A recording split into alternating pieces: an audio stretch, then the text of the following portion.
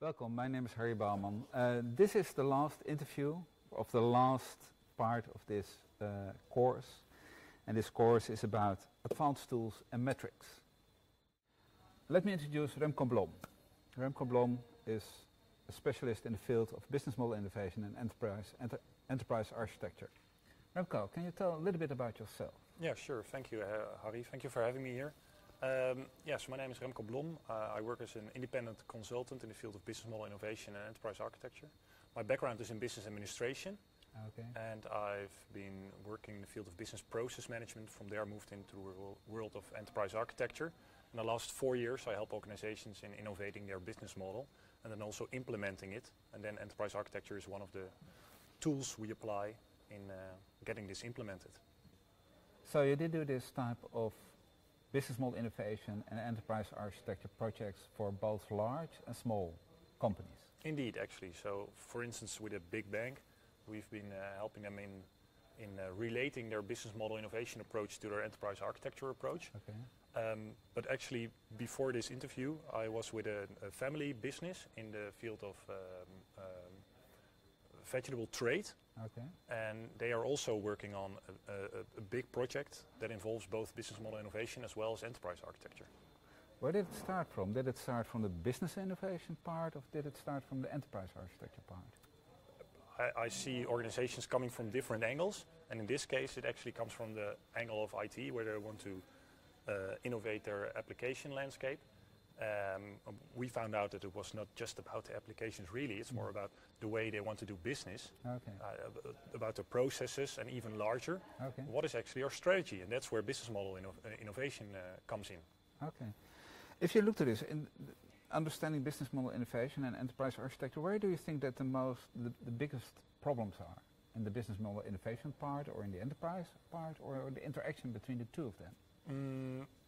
I would say that there are different problems in different areas. So, for instance, if you look at business model innovation, it's quite hard, especially in small and medium-sized enterprises, to get the right people in the room that have the right level of abstraction, but are also very creative in thinking about new ways to do business. Okay.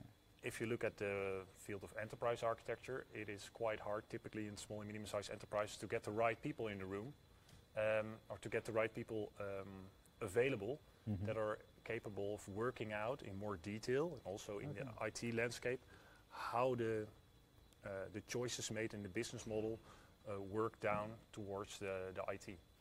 If you talk about implementation, you can of course think about the technical implementation. How do we translate all the ideas about the business model in, let's say, the key activities, the key partnerships, the channel in our enterprise architecture? Sure. What are the problems that you encounter in that field? In translating from business models to enterprise architecture.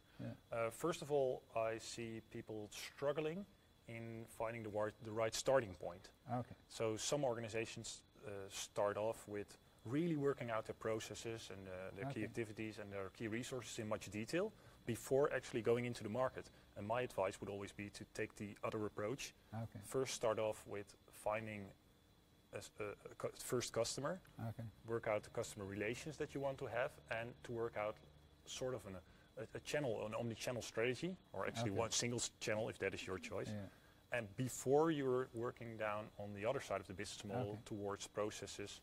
Okay, so it's more about entering into, let's say, new customer groups, new markets, new channels, and then reasoning towards the back end. Right, and if you take it the other way around, that is quite an expensive approach, that you first work out the whole back end and then found out that there actually is not a market for your new way of working or your new approach. Yeah, I can imagine that that's always finding the balance. Sure, between sure, the two it is. But it's also understanding what you can do and what you cannot do. Sure, sure. And since I work with architects, and architects tend to have a little bit of an internal approach. Yeah. And therefore I want to emphasize today that it's very important to take that external approach as a starting point.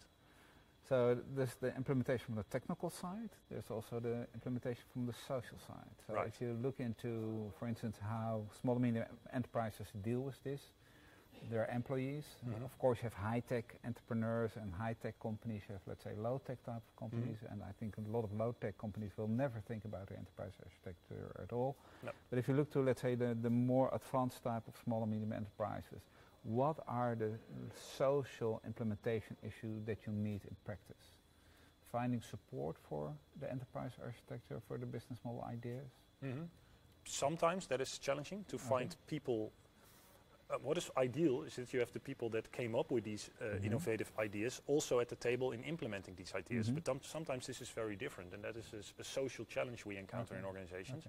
So it is very important that people that came up with these ideas and that actually built the business case for the fact that we are implementing these ideas are also the people that pitch these ideas at the people that need to work it out in more detail. So indeed, that is quite challenging to get the same people at the table, or to get the communication going from the innovative people to the implementation-oriented people.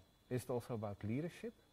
Very much so, yeah. So if you have a small organization or a very small company where one entrepreneur envisions a certain idea and has the capability and the leadership to push it through, that's very beneficial for the whole implementation route.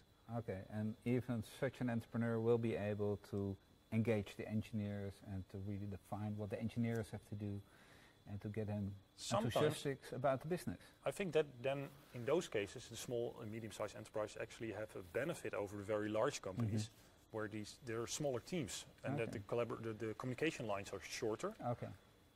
But on the same hand, people need to do more of this, more different, broader tasks that people have in small and medium-sized enterprises. So you have less of a specialism in implementation, and that's sometimes a challenge that people have to do not just the enterprise architecture, but also maintaining current systems, also develop the whole project portfolio, and that sometimes is quite a challenge. Interesting. Based on all the projects that you have been doing, it's always then the fact, does it pay off? Can you really say something about, okay, we have done this great project and we really saw that this company improves either, let's say, at the business model side or either at the enterprise architecture? Can you give some positive examples, or do you say, oh, it's so hard to show that there's really this connection between changes in business model and performance directly in relation to performance? Yeah, I think it's hard to really, to be honest, to say we did this in business model innovation and then there was some time leap and eventually we created something that paid off a lot, and then draw a direct line between the way you did business model innovation, the way you did enterprise architecture, and that you actually got a result out of it. But I do think that it benefits a lot to invest in it, first of all for employee engagement. So if you don't do the business model innovation on your own, but you actually involve the whole thinking power and creativity of your employees in the business model innovation effort, that is not per se a financial benefit, but it really helps in employee engagement. Furthermore, every effort in enterprise architecture benefits in structuring your organization, being able to do impact analysis, and to rationalize your landscape. Not just from an application perspective, but for instance also on a data perspective, that you can more standardize and that you, with that, lower the time to market for any initiative that comes after your enterprise architecture initiative. Okay, so based on your own experience, you would say it's very hard to show the causal relation between business model innovation and performance. Indeed. But on the other hand, there are a lot of indirect proofs that if you, let's say, do a lot of steps using business model innovation and enterprise architecture, it really helps you to be prepared for, let's say, a more structured future and a more successful future. Indeed, and I would explain it like this, that business models help you do the right things, and enterprise architecture helps you do the things right. Okay, that's a very nice closing of this interview. Thank you so much for your time. Thank you so much for your effort for coming here. It was a pleasure. Thank you. Okay.